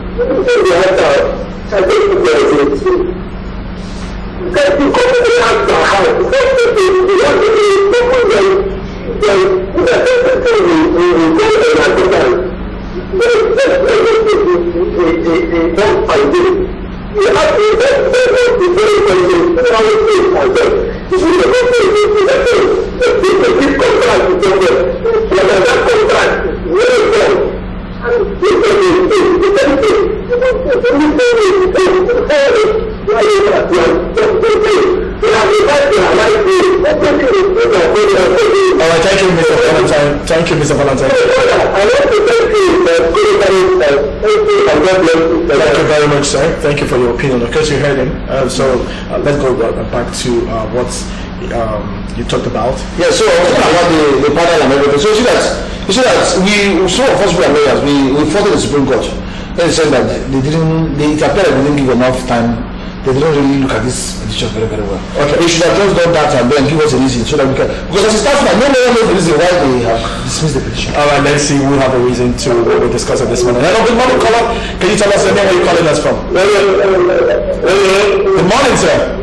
Good morning. Your name and where you're calling us from, sir? My name is David, calling from Abia. Mr. Odebisi, go ahead. What's your take? What I want to say is that there is no room for people in Abia. Every road is fine. One thing that is governor and government to try to control roads. Yeah, Mr. Odebisi, hold on to your thoughts. Just to tell you that that's even the reason why the state government is bringing up a program called Abia Town Hall Meeting, where the governor will come on this program, commissioners will come and sit down here live and hear your complaints, and believe me, that's where they will start taking actions. But the Commissioner for Information has said immediately the rain subsides, contractors will go back to make sure that they get Abia State on the map of those. Well, it's good to expect. Let's keep our fingers crossed and let's wait. Definitely, from what the Commissioner said, he said by December, before the end of this month, construction will definitely kick off. All right, Barrister Emperor, go ahead. So what about, I'm talking about the judgment. I said that to me, most lawyers were disappointed. It appears that enough time was not given. But nevertheless, we are waiting for the judgment, because the judgment has not yet come. What happened was that the court says that the petition is dismissed, there are reasons to come later. The lawyers are waiting for the court to let us hear how an affidavit can be promoted to a certificate. Because what the Court of Appeal ruled was that Buhari has a certificate, but that his affidavit suffices. So it means that as I am now, I can claim to be a doctor tomorrow, I'll just go and swear an affidavit and it becomes evidence of being a doctor. Is an affidavit not a valid document? An affidavit is a valid document, but look at why can't that be honored? Yes, it's not to be honored because an affidavit comes from you. Let me explain what I'm trying to say. The way to prove I have something is two ways. Either I possess a certificate or I get a certified true copy of a public document. Now what I'm actually saying is that the document that were tendered by the presidents in the panel, we all had a problem. And that was where the problem started. What the president would have done is to go to all those places and get a certified true copy of his results. If he didn't get them, then he had no results. It is not right to come and use affidavits and promote it to have the status of a certificate. It is wrong because I can depose to anything. Affidavit is subject to manipulation. I can go and depose that I have A in English, A in Maths, A in everything, and somebody will accept it. No. The law is that it is the body that set up the exam that will give a certified true copy of the result. So what I'm saying, that judgment was scandalous. Saying that the certificate is promoted to the level of the result. You know what it means? Even I don't need to go to school. I can just come and show reference and say affidavit that I'm a doctor. That I went to this school, I went to that school, and the law will alert you. And the court will quote, when you complain the court, I will sign the position of article versus Dual, where the court say that a certificate is now in the status of is affidavit is signed as a certificate. That is what the law means. So that statement is scandalous. That really scandalous. And Nigerians expected the Supreme Court to correct it. The Supreme Court now came and said the petition dismissed. We come back with that. So to me, there is even nothing to discuss about the presidential judgment because the judgment is not out. But don't you think a lot of Nigerians are actually talking, and one of the questions that keep popping up is that even though we understand the fact that the Abia court has the final say, but even like you have faulted that some of these things, the way it was handled was not done in the right way. What can we do to change it, to make sure even when the Supreme Court gets it all wrong, how do we find a way to revive the corrections? Well, there is something the Supreme Court judge said. He said that we are final, but we are not infallible. No, he says we are final but not infallible. But if you look at it, we are still fallible, but yes, said to be infallible. It may be a contradiction, but let me see what it means. Yeah. It means that he is this is the Supreme Court. We are final. Whatever we say is the final thing. We are not fallible. He said that you can, even if you condemn us, what we do stands. That's just the summary of it. So right now, we as Nigerians can only condemn what the Supreme Court did. But we can't. There's no remedy in law. Because the Supreme Court is the final court. That's why you call the Supreme Court. Because the Supreme Court in Nigeria can turn a man to a woman. If the Supreme Court knows that this man is a woman, it becomes a woman in the eye of the law. That is why before you appoint the Supreme Court, there should be an assessment on you to know how you are. Because what the Supreme Court does will control the country. So what I'm saying is that there is no remedy for us in Nigeria, except just to talk on social media, to talk on television, and to protest. But in the end, the protests and the talking will not be of any effect because the Supreme Court have made the final decision. Okay, 2 weeks from now, Bayelsa and Kogi will be going to the polls, and of course this morning the INEC chairman is reading an alarm of talks, parties bringing talks from outside the state where these elections will be taking place. Don't you think it is too early to start telling Nigerians to expect something very faulty in terms of having a peaceful election in Bayelsa and Kogi? Well, the thing about it is that if you go back to history, every time the election is being done, selective election, I'm talking about not general election, every time they do election as part one state or two state election, we always see toggling, we always see manipulation of the results, we always see vote buying in the very high capacity. And the government in power will always bring in billions of naira to buy votes. That is true in Nigeria. We also saw it happen in Osun State. We also saw it happen in some other states where the government in power were using money to buying the vote buying. It was clear. Everybody knew it. So we don't expect anything free and fair in Nigeria. This Bayelsa and Kogi election. But when we have the election, are you aware that Yahaya Bello has been accused of double registration? And the law is clear as to what happened to double registration. The person will not be in the ballot. Now, if you are not a registered, his name will not be in the voters.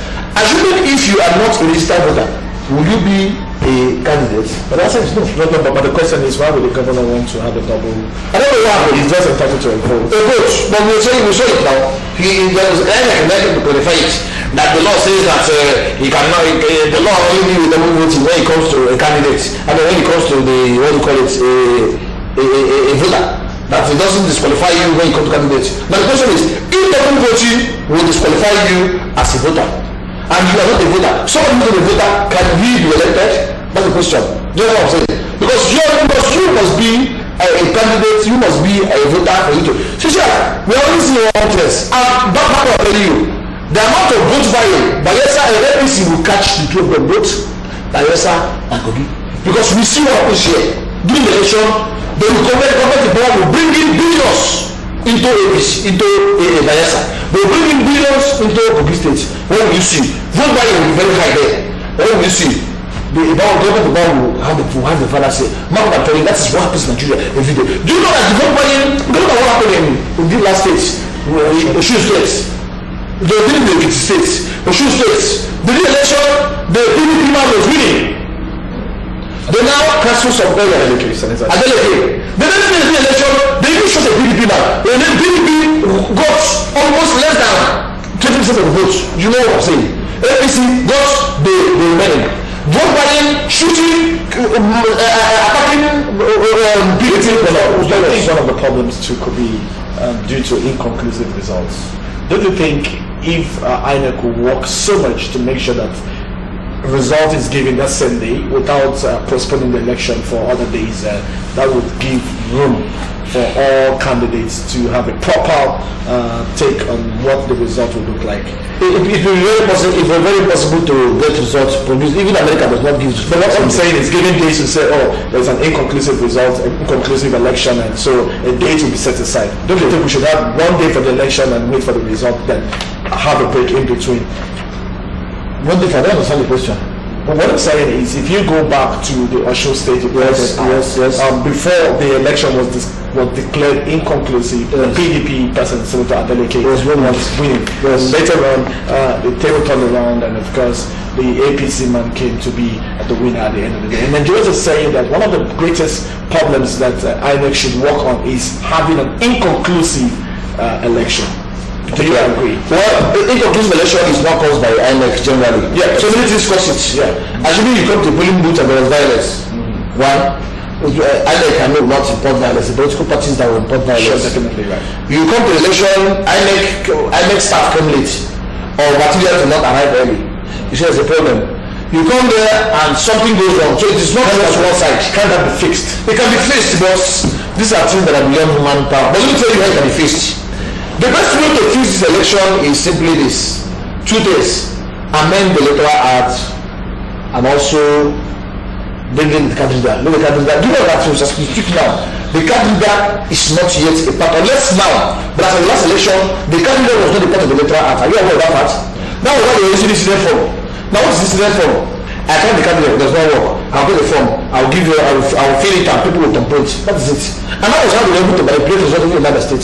Even though Bingwa, Isialawa, and most of them, they manipulate the result based on this printing of results. But when the candidate is working, the candidate, if you are not recognized, you will not vote. The candidate will be made with foolproof. He said that once it is, because 99.9 accuracy, once somebody is a registered voter, the person accredited, the person votes. Now, if the number of votes is higher than the number of accredited persons, then we know that's something wrong. But in Nigeria today, what we have is what we call it, incident forms. And that was the problem. That's the electoral act that was supposed to be amended, which we was supposed to sign 3 months of election, he refused to sign it. He said it's too early to sign it. I mean, it's too late to sign it. They can't sign it when it's just few months to the election.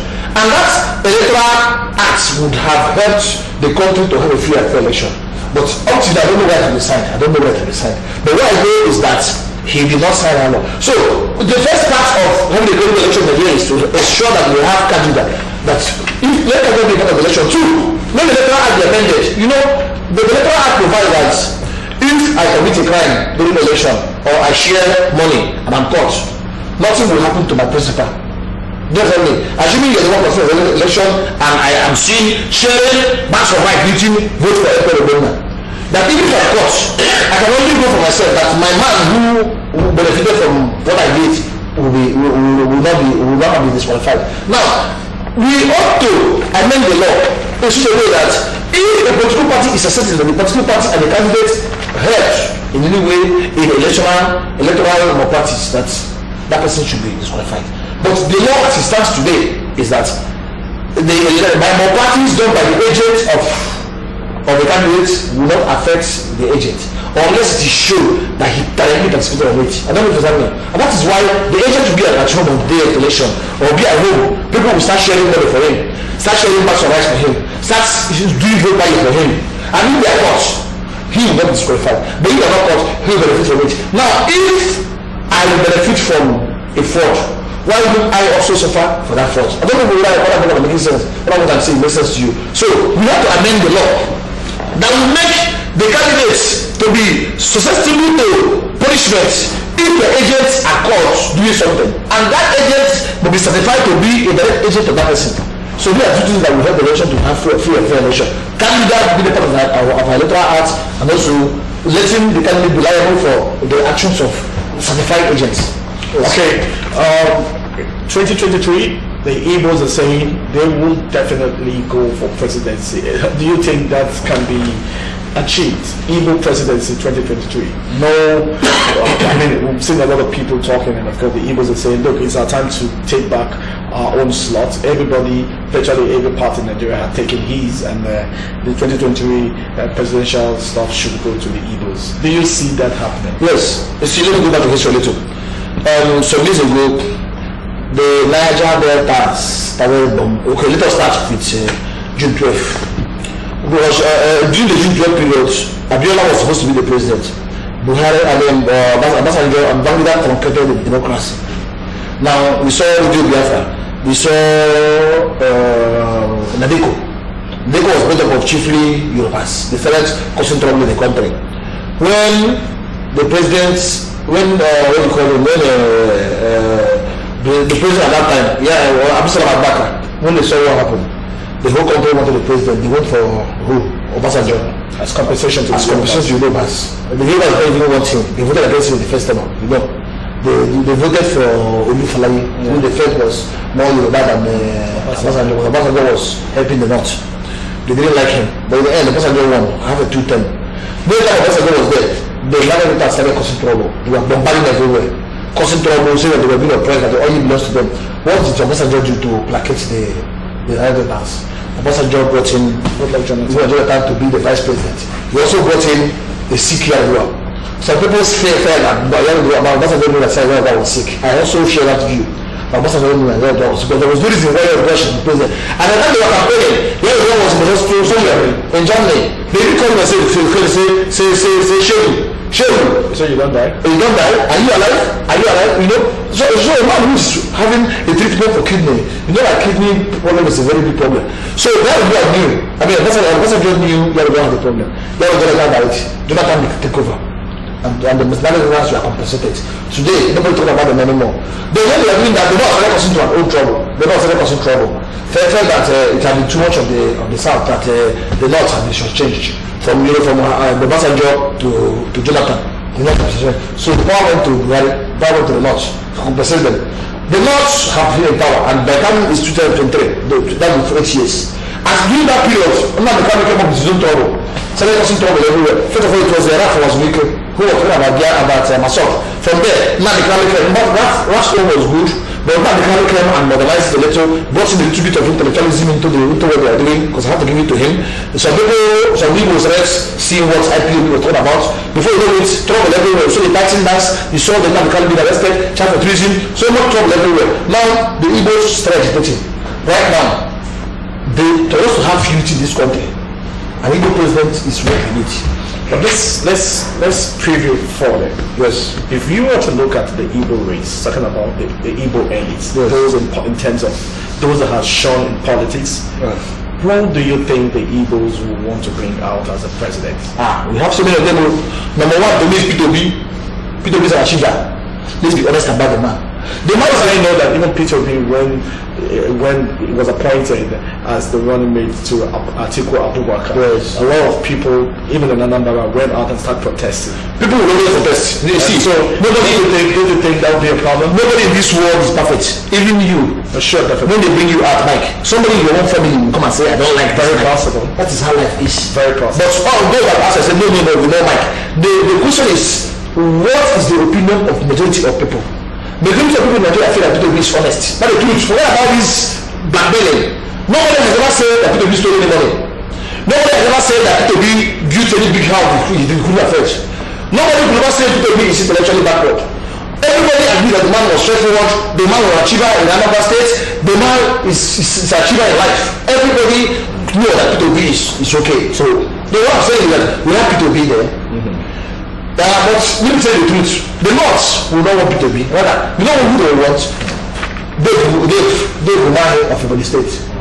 Dave Umahi of Ebonyi State is a man who believes in Buhari. He believes in the North. He believes in the outside, the Fulanis. He is also an Igbo man. I don't know what I mean. It is the only person, if you're talking about Nigeria, we're not talking about Igbo presidents. So what happens to Soludo and the rest? Soludo is good. Soludo has never handled that kind of power. Soludo has the only hand power with the CBN and the financial. No, but let's be honest now. When it comes to the person that will have wide acceptance in Nigeria, before he used to be Russia started misbehaving, he started losing France. But to be honest to you, I'm not being a fan of Dave Umahi, but I'm telling you the truth that if Dave Umahi comes out today, they're not to support him. You know, he said last week he told his staff that if you criticize Buhari, I'll sack you. Last week he said it that anybody who comes to him for help and criticizes Buhari or any other person, that he'll sack him. Even last week there was a news that he do that. He allowed some Northerners, some Fulani people to have Uber. What I'm saying is that the man may not be part in the IPOB, but the two of us is that when we talk about Nigerian presidency of Igbo extraction, we need a bridge builder. A man who the Yoruba will support, a man who the North will see this is our own, and a man who the Igbos will have Igbo blood. So Dave Umahi, to me, is the person who, what's that guy? Just remember this program. But also, a lot of observers, political analysts have pointed out to say that the greatest problem of the Igbos has always been the Igbos from past records. Do you share that opinion?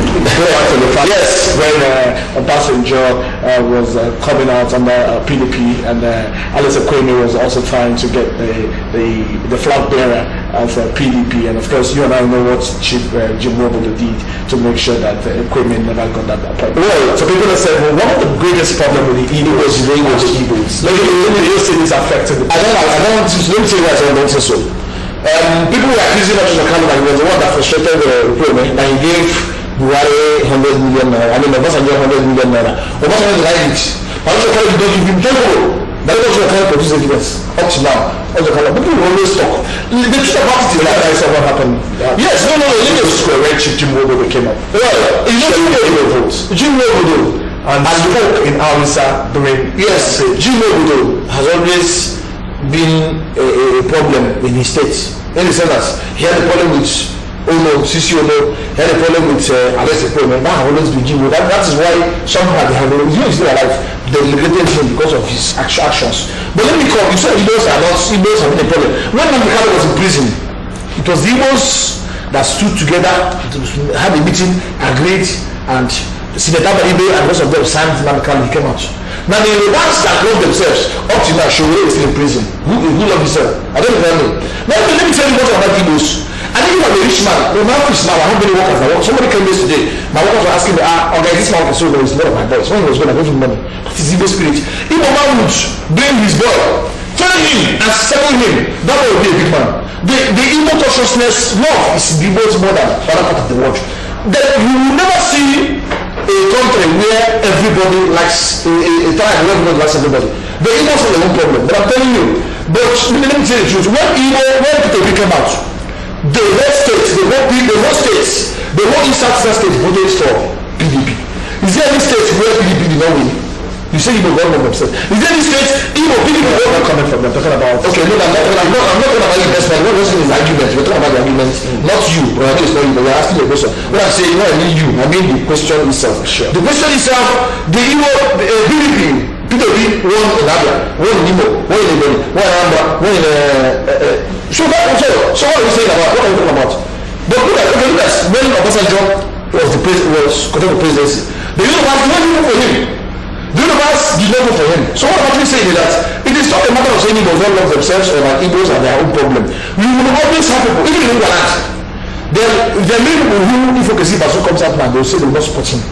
He's a Igbo man. That is how life works. Even in my own village, where I'm from Italy, Cosmo soon to go to the commissioner there. When he came out, this man, what about his faith for my people? Some people abandon him. This is how life works. You don't expect everybody to like you. You don't expect everybody to support you. But I'm telling the truth. If Dave Umahi is chosen as the APC or PDP flag bearer for, I don't know about Dave Umahi. Dave Umahi is a PDP.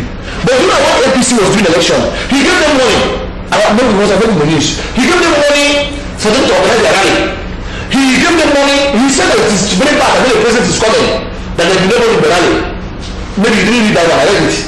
He gave them money. He was people asking him, how are you supporting APC? Why are you people saying that this is sort of bitterness? So he's a bridge builder. Okay. He's a man who believes APC PDP. So the captain of PDP to APC will be very easy for him. So man, I'm telling you, Dave Umahi is the man I am looking at that will likely succeed. Right? If APC or if the country chooses an Igbo president. Alright. This is how far we can go on the program. Good morning, Abia. Big thank you, Barrister Emperor, for always finding time to honor our invitation. Of course, the opinion and views expressed on this program do not represent the position of MCL TV. They are entirely those of the guests and the callers. And also, want to say a big thank you for calling on the program. Hopefully, we'll be back on Monday, and of course, we'll be taking a look at this same topic, the Igbo presidency 2020. All right, next, the next belt is Hot Seats, and of course, Chimizos and will be here with the guests. Please do stay with us. Do have a blessed day ahead. Bye-bye.